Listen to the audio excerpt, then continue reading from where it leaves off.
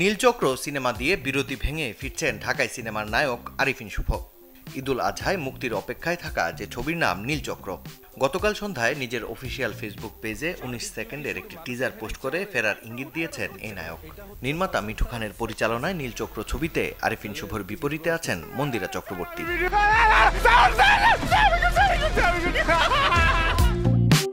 ব্যক্তিগত জীবনে প্রিয়জনের সাথে সম্পর্কের বিচ্ছেদে ভেঙে পড়েছেন অভিনেত্রী সামিরা খান মাহি। বছর দুয়েক আগে ইনস্টাগ্রামে প্রেমিক সাদাত শাফি নাবিলের সঙ্গে ছবি শেয়ার করে নিজেদের সম্পর্কের কথা জানিয়েছিলেন মাহি। গতকাল সেই ইনস্টাগ্রামেই জানালেন তাদের সম্পর্ক ভেঙে যাবার খবর।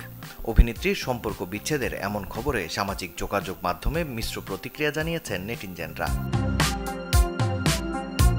এদিকে নতুন সিরিজ নির্মাণের খবরে আলোচনায় এসেছেন নির্মাতা সৈয়দ আহমেদ শাওকি।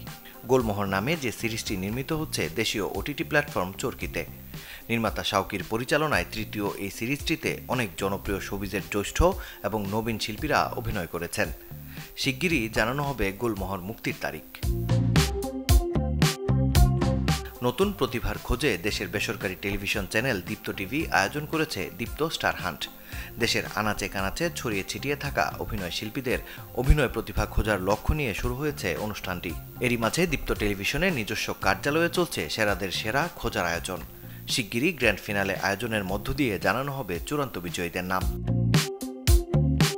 অবশেষে আনুষ্ঠানিকভাবে বহুল প্রতীক্ষিত সেই ঘোষণাটি দিলেন বলিউড নির্মাতা রোহিত শেঠি। রণবীর সিং অভিনীত সিম্বা এবং অক্ষয় কুমার অভিনীত সূর্যাবংশীর সিকুয়েল আসছে বলে জানিয়েছেন তিনি। রোহিত বলেন, এই কপ ইউনিভার্সে আরও নতুন চরিত্র যুক্ত হবে এবং একাধিক নতুন সিনেমাও নাকি নির্মিত হবে। যদিও শুরুতে এই কপ ইউনিভার্স তৈরির কোনো পরিকল্পনা ছিল না বলে জানিয়েছেন বলিউডের এই নির্মাতা। আয়ে, অর্জনে ও তারকা খ্যাতিতে এখন অদ্বিতীয় পপ কুইন টেলর সুইফট। একের পর এক সাফল্য জমা হয়েছে তার পদতলে। 2023 সাল থেকেই সবচেয়ে কম বয়সী নারী বিলিয়নিয়ারের তালিকায় নাম তুলেছেন টেলর সুইফট। তবে সম্প্রতি টেলর সুইফটকে টপকে এবার কম বয়সী নারী বিলিয়নিয়ারের খেতাব জিতে নিয়েছেন যুক্তরাষ্ট্রের প্রযুক্তি উদ্যোক্তা লুসি গো। ফোর্বসের সর্বশেষ তথ্যমতে 30 বছর বয়সী এই তরুণী টেলর সুইফটকে সরিয়ে সেই জায়গা দখল করেছেন।